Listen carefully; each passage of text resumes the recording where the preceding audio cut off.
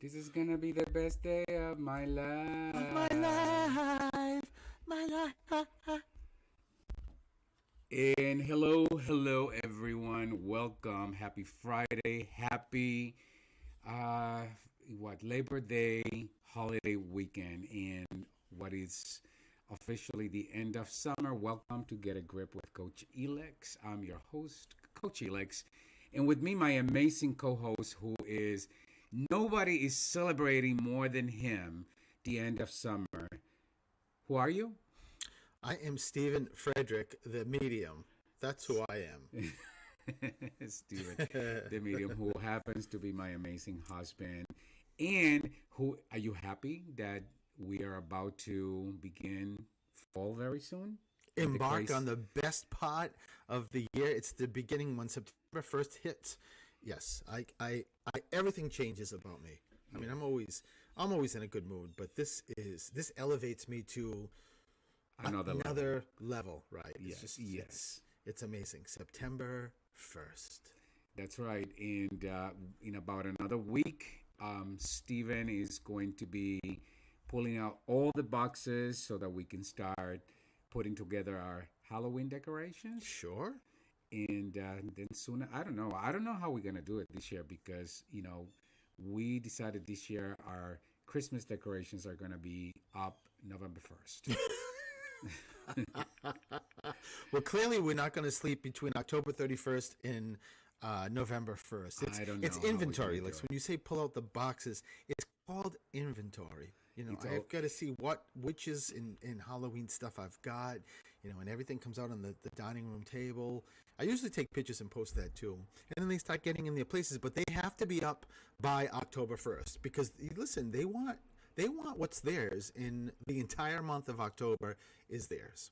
hmm And talking about inventory, pun intended, that's today's subject, which, by the way, was your idea. So I'm super excited to embark in a conversation about taking inventory, stepping outside yourself and your beliefs. And so I'm really curious, what the conversation is gonna look like and what we all gonna learn from the conversation because honestly, I think taking inventory is not just a Halloween thing or a holiday thing, it's a life thing, right? Yes, I agree. So, before we get into that conversation, let's talk about what has been going on, with you, with me, what's going on for the weekend, what's Well, let's happening start with with you. me. Yeah, of course, but hello, isn't that I mean, that's a no-brainer, Mark. I mean, do, would you ever question that we would start with Steven? Nobody that knows Steven would Mark's not ever saying question. anything. Yeah, Mark is Mark's being probably Oh mysterious. no, oh no, there's no question about it. That's for ex- sure. that. As, listen, Mark, you know when you know, you know. So let's start with you, Steven.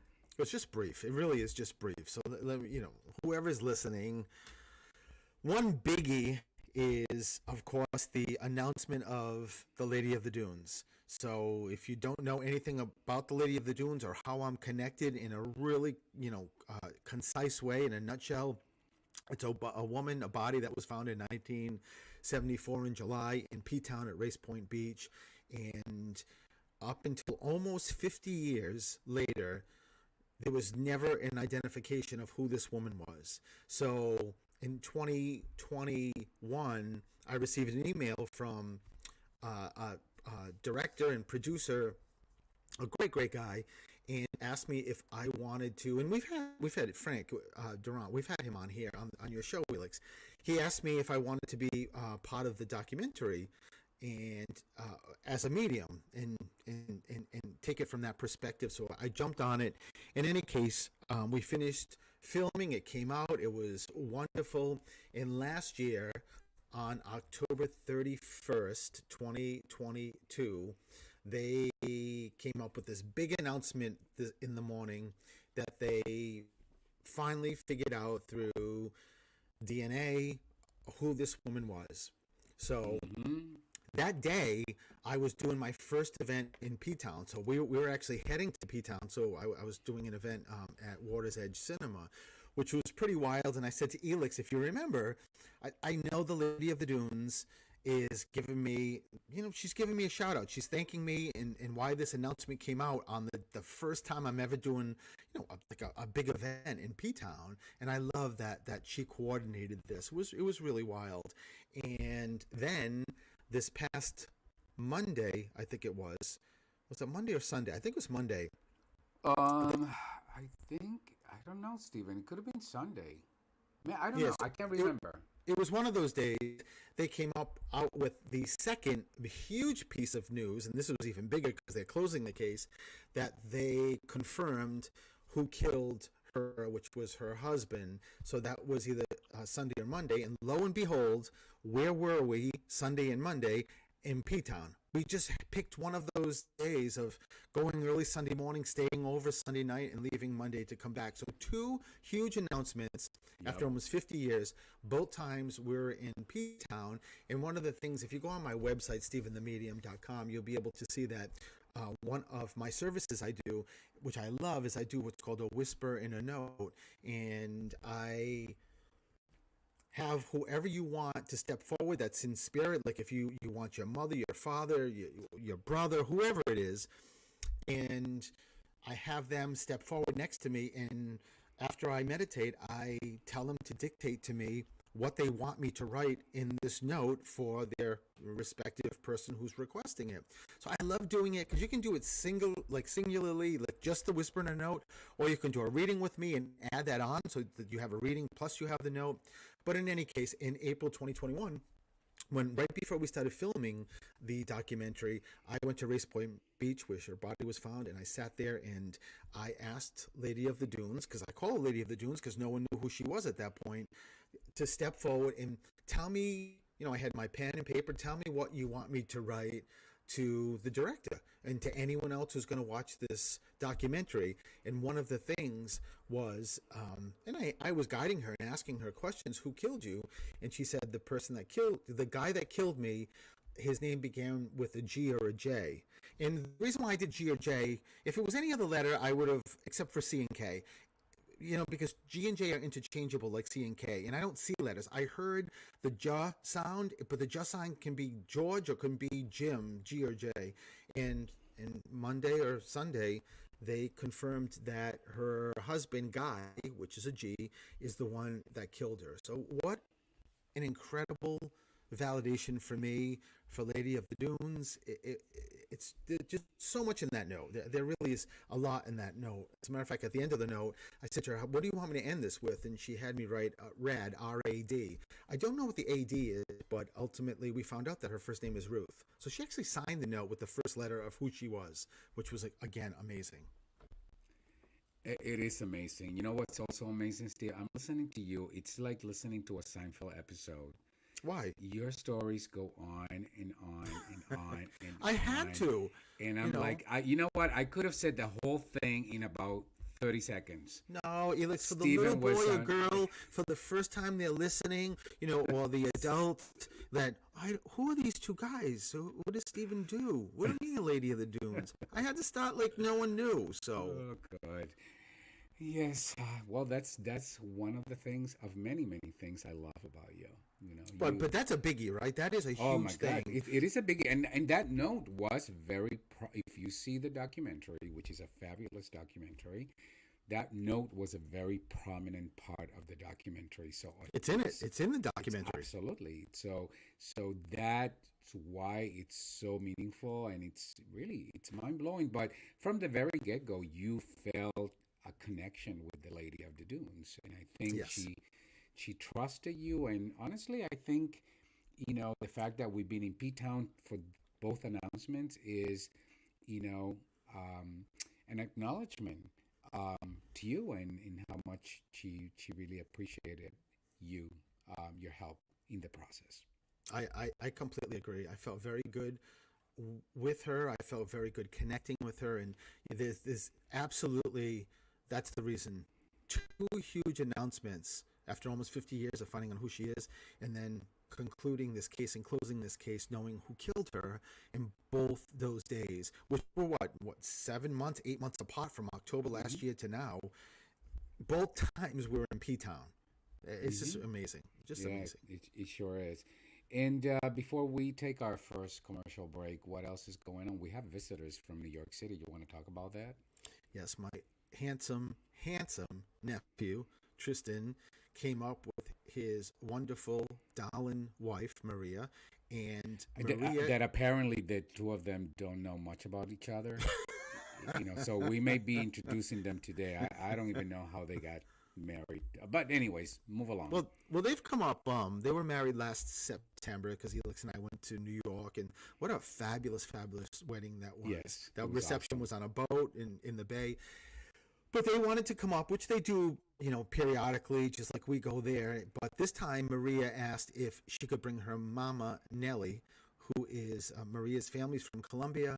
And so Nellie is here. She's never seen the Cape, and she, I think, is on her bucket list to see Cape Cod. So we're going to have a good time with Miss Nellie.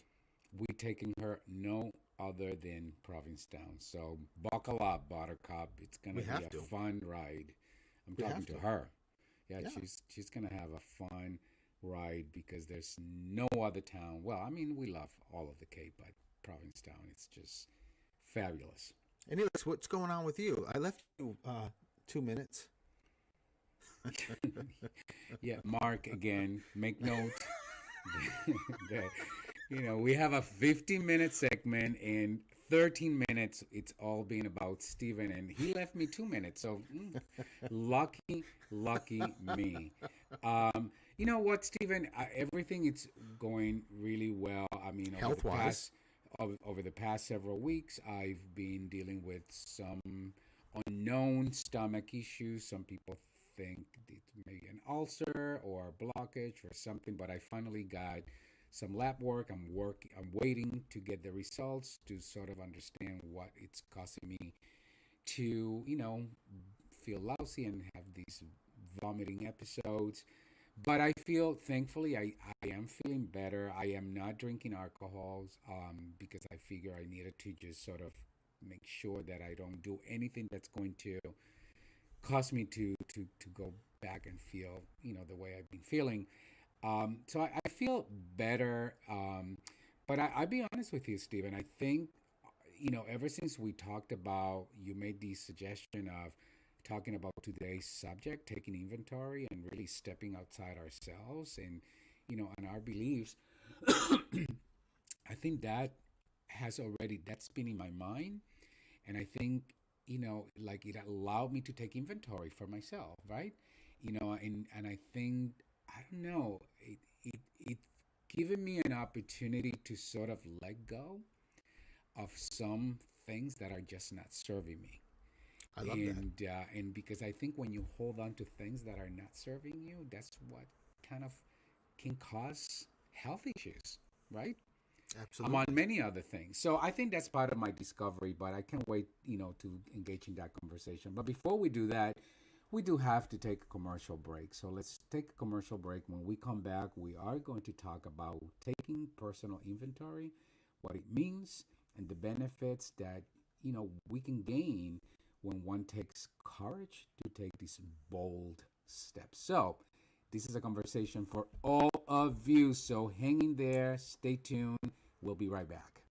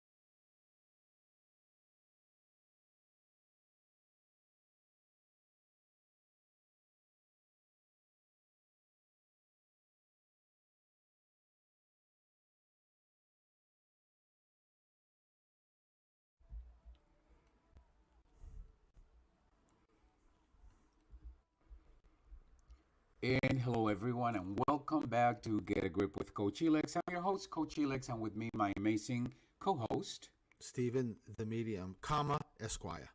comma, my amazing husband. And today we're talking about taking inventory. And it is a wonderful conversation, and it's a conversation that really relevant to all of us because taking inventory is really reflecting inwardly and taking stock on of what defines you as an individual.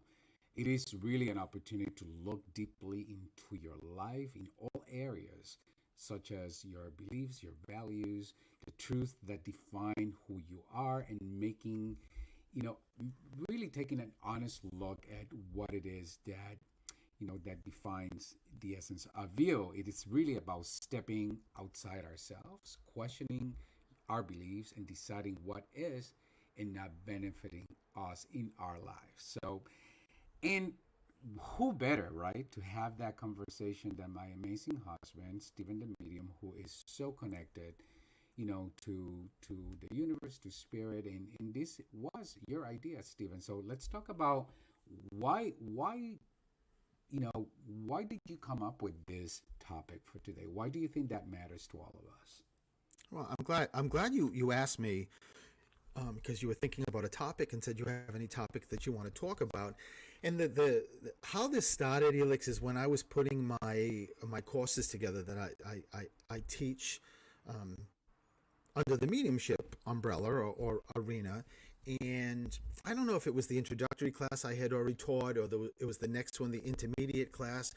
And obviously part of me teaching, you have to have meditation. That's such a key tool in the whole spirit world. And what I was realizing personally for myself is that I was having these times or moments that I would meditate. I mean, I meditate daily.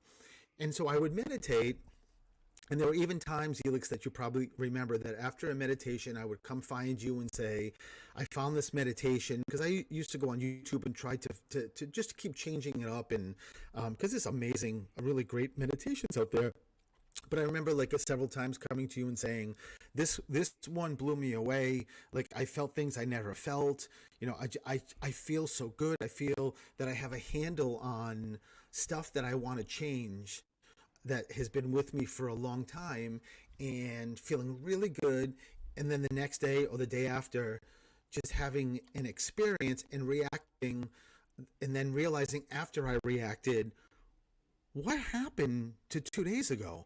Well, how could I be in such an incredible place and it didn't last, or it didn't last long enough for me to realize it or to change what I thought I was changing in the meditation, or like I would be able to sort of see it quickly and change it, even maybe like right when it was happening, and none of that happened. I mean, I went through the entire experience just in a reactory, like just reacting mode, and it just didn't work. So then I started thinking, wait a minute, it is. And this actually is the subject I'm teaching in my advanced class, which is currently going on. I just started thinking, am I really getting the most benefit out of meditating, even if I meditate daily, or am I coming into the meditation with so much baggage and junk that maybe I need to take inventory of my life to figure that out so that I can get the most out of the tools of meditation or meditating? That's how it all came up. And then in one of the first classes, I came up with that expression, or I use that expression, stepping out of yourself, with an exercise that me and the students went through. We did the entire experience or exercise, and just meditating and stepping from the back of you. Just imagining you're sitting in a chair and stepping from the back outside. So your personality, like I call the personality the physical form, like what you see when you see people. That's the personality. Letting your soul step out of that, so that in your third mind or third eye, you can actually now see the back of your head. You can see your back. You can see where you're sitting. And that gives you that space and that room to be able to say, wait a minute, what's not serving me? It's really when you're taking inventory. What do I believe that I picked up when I was a little boy or a little girl that is not not serving me. It's not benefiting me. As a matter of fact, it's a detriment to what I'm trying to move forward in my life. So that's how it started. So how would you, or what would you, advise people if they're listening and they say, you know what, I definitely want to take inventory. I want to do that exercise. What would you advise them to do? Well, I think that if they did ask that, I think that's the biggest step. If they're even questioning or interested in it, and that goes along with the what I was about to say is the curiosity or the questioning. I think that's where you need to start when you're looking at doing an inventory of your life. Is you have to start. You have to put yourself in that you're challenging everything, but in a very positive way. So the curiosity piece comes into place, and maybe something as an example, what I just mentioned is that like maybe you're driving in the car and someone pulls in front of you and you swear or you just get so upset. That is a perfect time to stop yourself, at that point or at some point later in the day, if you're safe and you're not driving, to really think about it and just think, why? Be curious about, why did that situation make Trigger me you. react Yep. to completely out of proportion to what it really was. And just we're in the inventory piece, it's not easy, because then you got to figure out, once you kind of sort of get the reasoning, it has to have come from somewhere.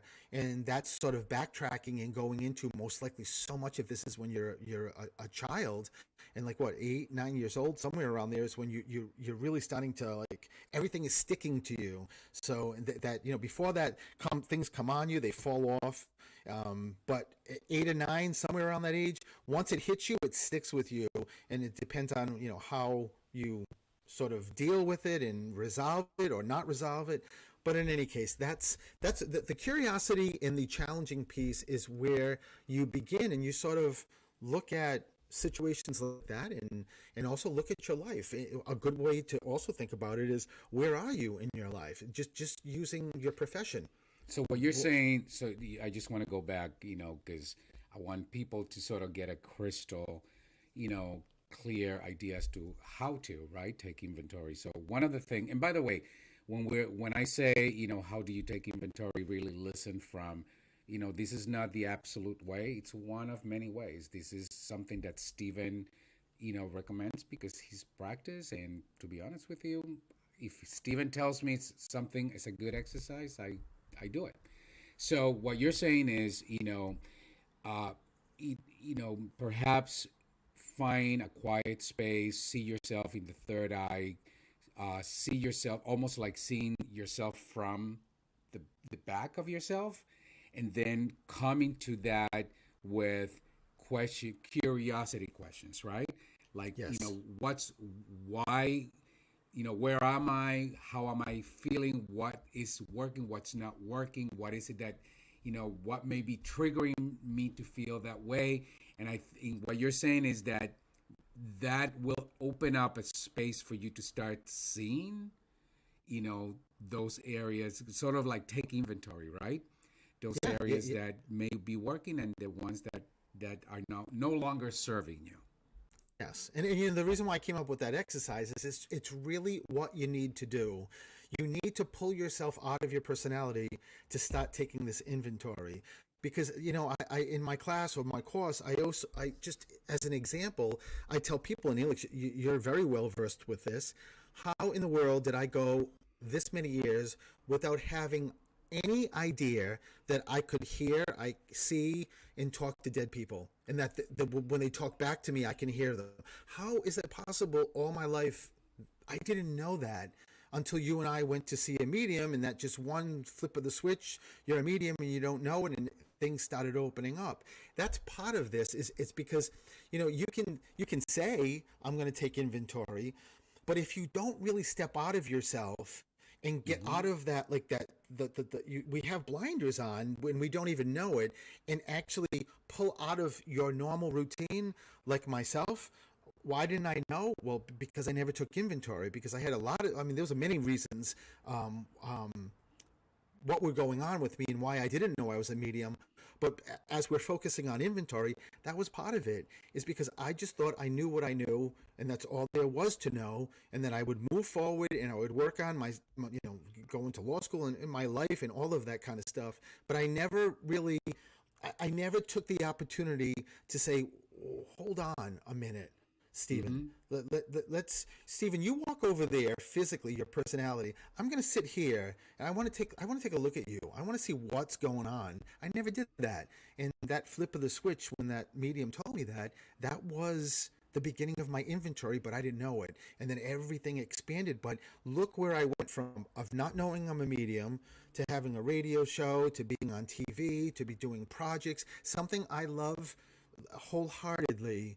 And because of taking inventory, I have now been able to see my path, see my passion, and be able to move forward with that. Why I'm here, and it's amazing, Elix. It's just amazing. Yeah, and so there are, so if you're thinking, okay, so do I are there different areas that I should concentrate? And I would say the answer to that would be, well, yeah, because there's career inventory, relationship inventory, family inventory, fun inventory, spirituality inventory.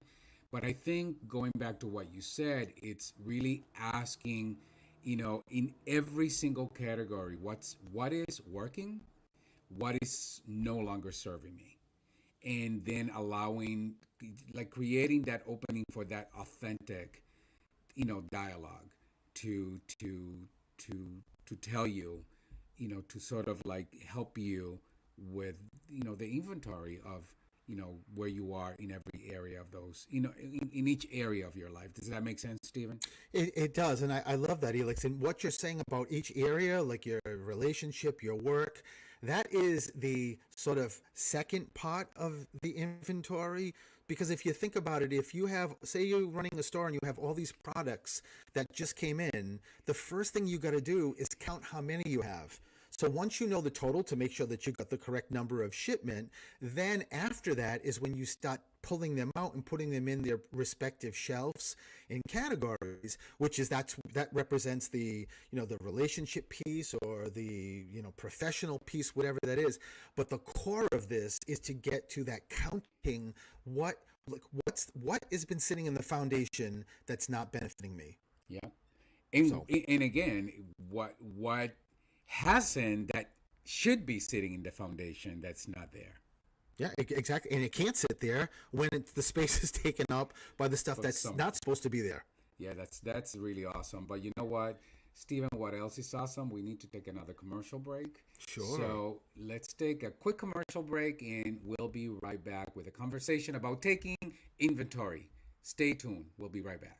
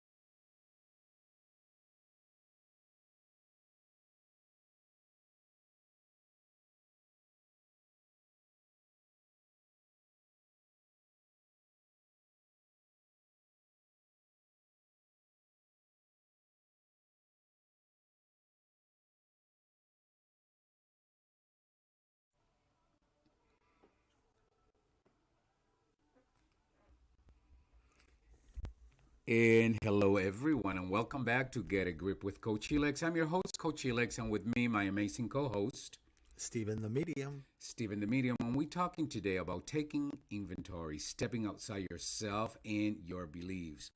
And Stephen is bringing his expertise, his insight as a medium, as somebody who is really connected to the spiritual world, and guiding us into how to take inventory.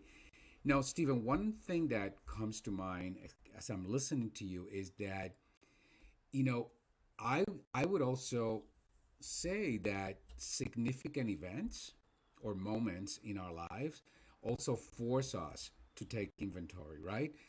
Like I, one thing that you're talking about is like being proactive and taking inventory in a proactive way. But what about when we are forced to something happens and you get triggered, you get hijacked, and you're forced to take inventory. And I have two examples of that for me. One of them is, I don't know, about a month ago, I got a notification. One of my biggest clients is not going to renew my contract as of November 31st. So immediately I went into the negative of that. And and I was having the conversation with you, you guided me to take inventory, right? To focus in all of the good. You helped me focus. You actually even said to me, you know what, Alex? Sometimes some things need to come out of your lives to make room for other things, bigger things, right? So Right. that was a way for me. So that was almost like it forced me into one career inventory. And then, the other experience, Stephen, would be my mom's death. That forced me to take inventory in a very different kind of way, because that forced me to take inventory as it relates to my relationships. And I noticed that that event helped me see what relationships were no longer serving me. And I needed to just cut the cord. But that is something that I don't think I would have naturally allowed myself to take inventory had these events not happened. What would you say about that, Stephen? Well, I think you're absolutely right when it comes to events, whether they're events happening in your life, that affect, like you just mentioned, your profession, or they're traumatic events, like myself when my dad took his life when I was 8 years old. So yeah, I think most of us, if not all of us, at some point are forced. Um, well, I think we're forced to stand in the doorway of the inventory room. In that it doesn't necessarily mean, just based on my experience, that you take inventory.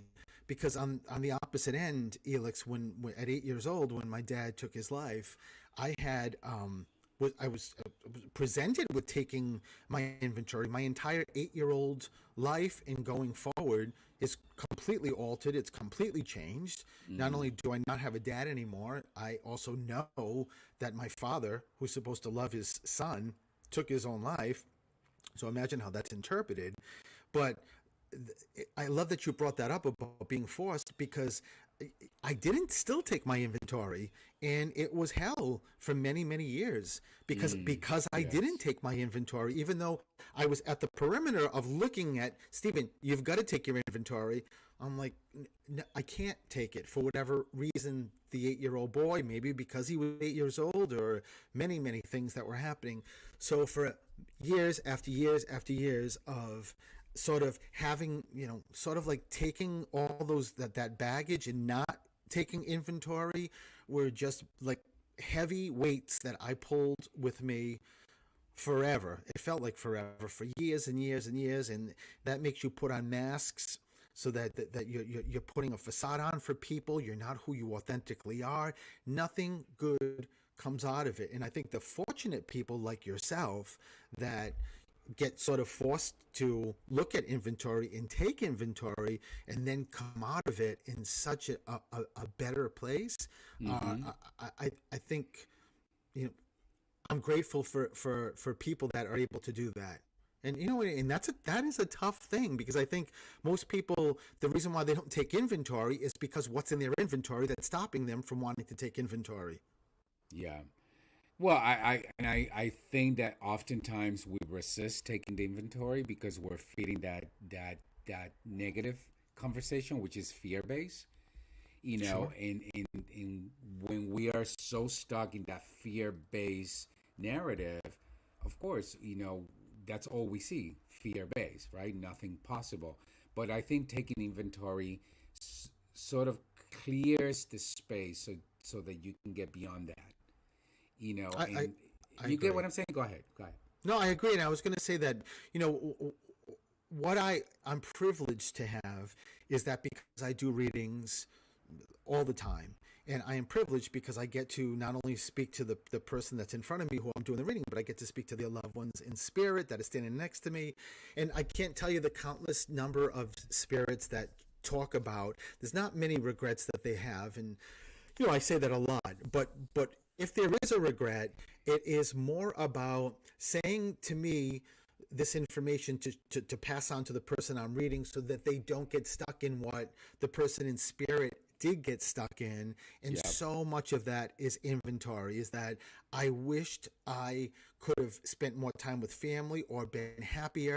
And all of that usually ends up being, I didn't take inventory. I believed what I believed. I didn't want to look outside of, peripherally of my life. My life was good. I needed to do things from my beliefs. Well, I have to do this. I have to do that. I have to do that every day. And I never sort of, detoured out of there, which then prevented me from that joy. And that doesn't mean that people can go through their lives and never take inventory, and I'm sure have a very good life. Do I think that those same people could have an extraordinary life? I think that's not very probable, because the point of us being here is to learn. We're constantly learning, and we have to, as you mentioned, Elix, you have to let go of stuff that served us in a period of time that no longer serves us. And if you don't remove it, then you can't get the good stuff and the new stuff coming in. Yeah, and honestly, Stephen, a lot of my clients, they come to me because they, especially the entrepreneurial clients, right? They come to me because they want to pursue what they love. They want to pursue their dreams. They want to pursue their purpose. Same thing can be said with the high performing leaders, but they get stuck because they they don't know how to feed the old, how to stop feeding those old beliefs, how to stop feeding those old conversations that are really designed to keep them stuck, to keep the lid on, you know it, and it could be as simple, I'm not smart enough, I'm not good enough, and you talked about those beliefs. Where do those beliefs come from, right? Yeah. They come from, childhood experiences, conversations that somehow, some narrative that we have been holding on for a long, long, long time, but that narrative it just doesn't serve us. Maybe at some point it did, because like you and I, we have very similar backgrounds. Of course, when you are trying to prove that you are good enough, you become pretty high performer, right? You do things that many people are unwilling or unable to do. So there's benefits to that, but at some point that conversation no longer serves you, because no matter what you achieve is always on top of, but I'm still not good enough. Right.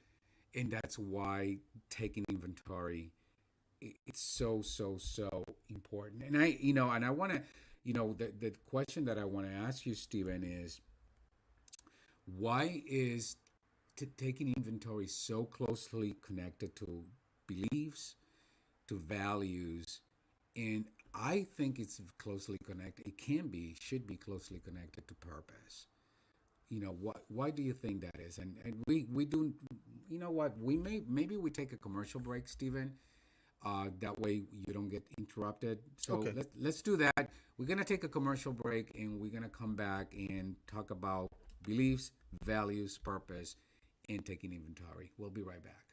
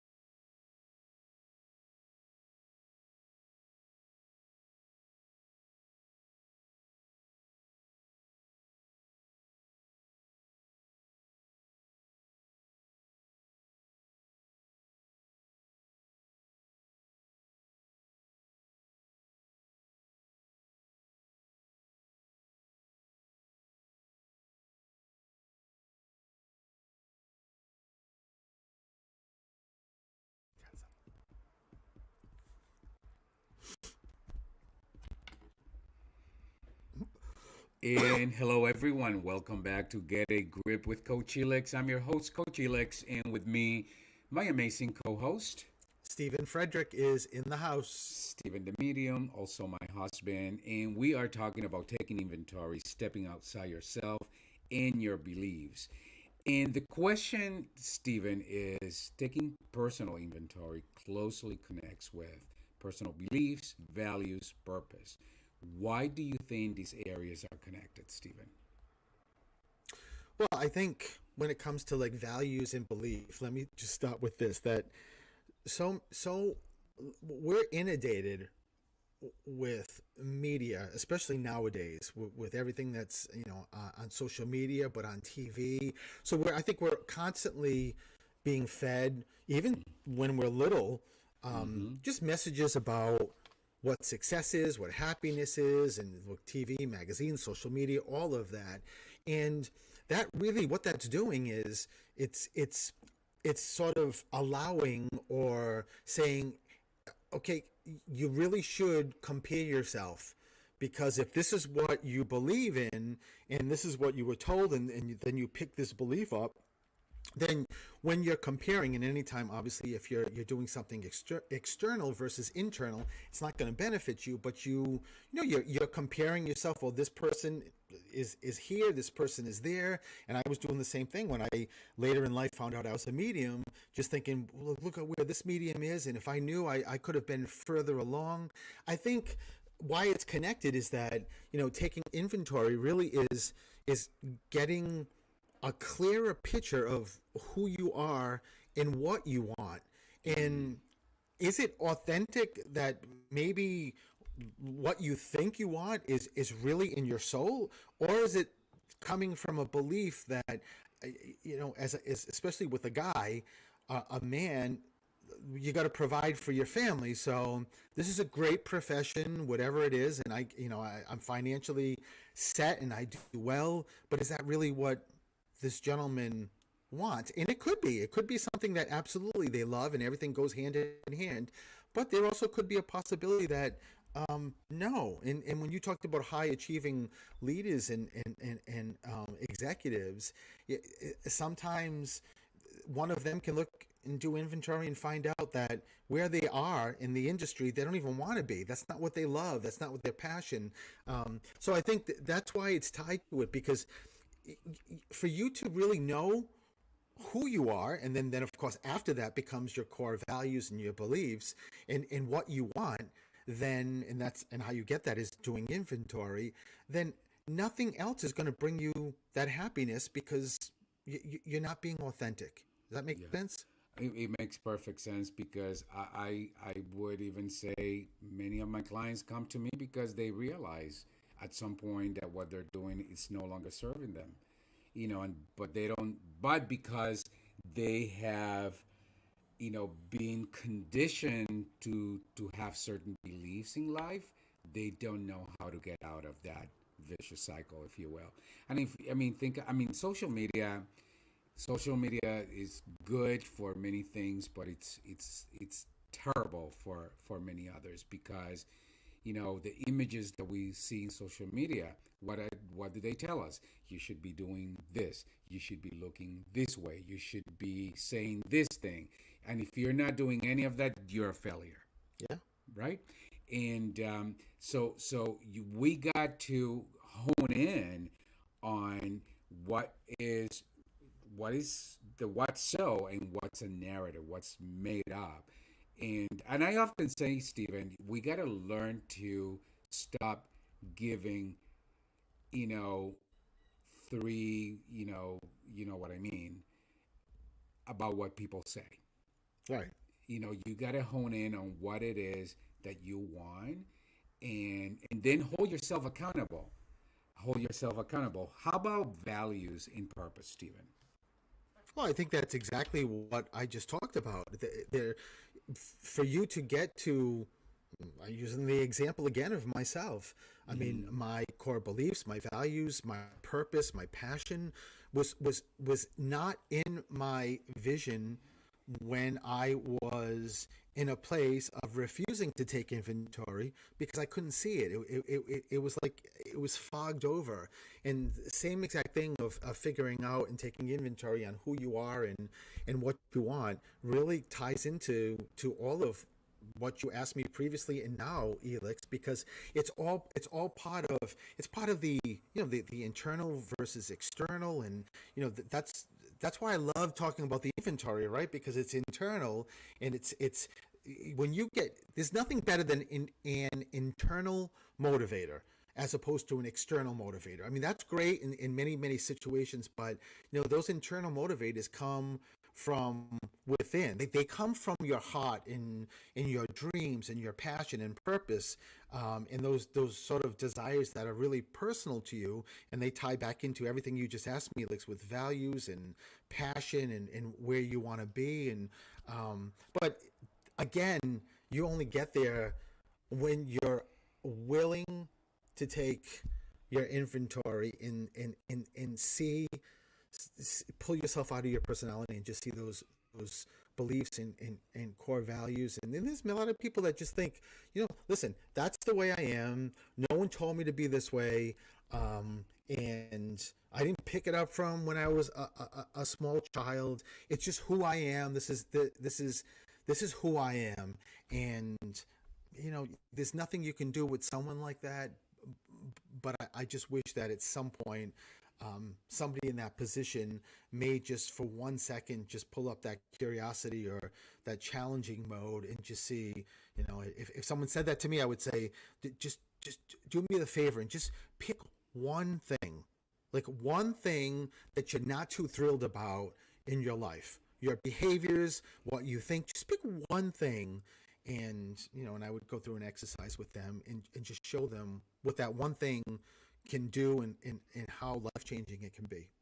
Yeah, piggybacking on what you said, be very careful. I am is a very powerful conversation. So you gotta be very careful how you use it. I am can serve you in a huge way, but it can also derail you in a huge way. So when people say I am, place very close attention to what it is that you're speaking, because again, words create our reality, right? And when you think something, you speak it, then you get whatever that is, it's what you manifest. So our words create a reality. I correct people in their language all the time. So when you're saying I am, start paying attention to what follows. You're what? Are you the one that says I'm not that? I'm not smart enough. I'm not talented enough. I'm not, funny enough. I'm not creative enough. I'm not, whatever that I am. Because all of those statements are designed to put the lid on what's possible. Now, having said that, I am is a made up statement. You made that up. I promise you, you made that up. So if you made it up, that means you could also make something up that is actually going to empower you. So use the I am statement in a way that's going to serve you. It reminds me, Stephen, when we watched that Little Richard, I Am Everything Mm-hmm. documentary, he used I am to as a statement of power, as a declaration, regardless of what people said, what people did, and believe me, he was done, wrong many times, but he didn't care. He didn't give power to that. He just declared, "I am everything," and he became that. Right. I hope that makes sense, Stephen. It does. Of course, it does. So just because we of course we're at the top of the hour, this hour has gone by so quickly.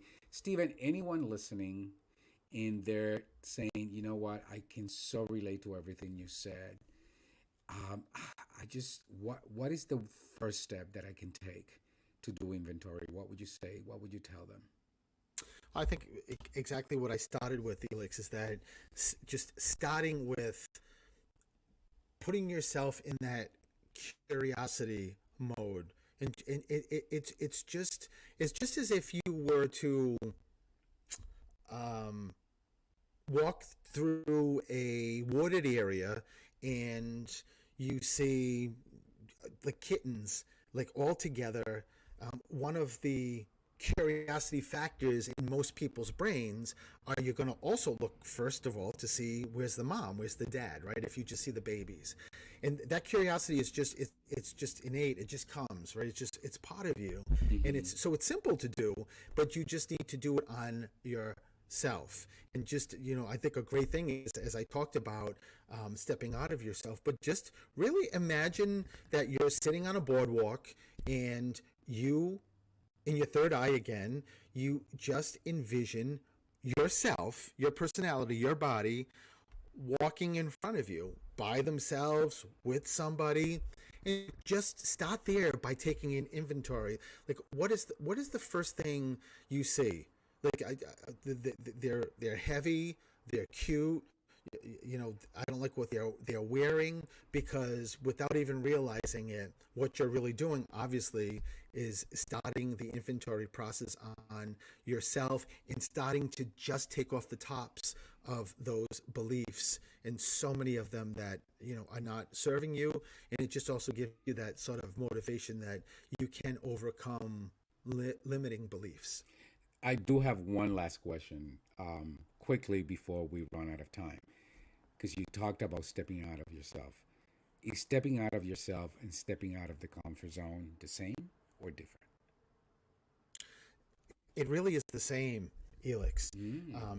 I think you can use those two statements in different contexts, but I think if you looked at both of them and you sort of done the pros and the cons, or the ones that are common rather, I think you're going to have more like common traits to both than anything. So I think it's very, very similar. I love it.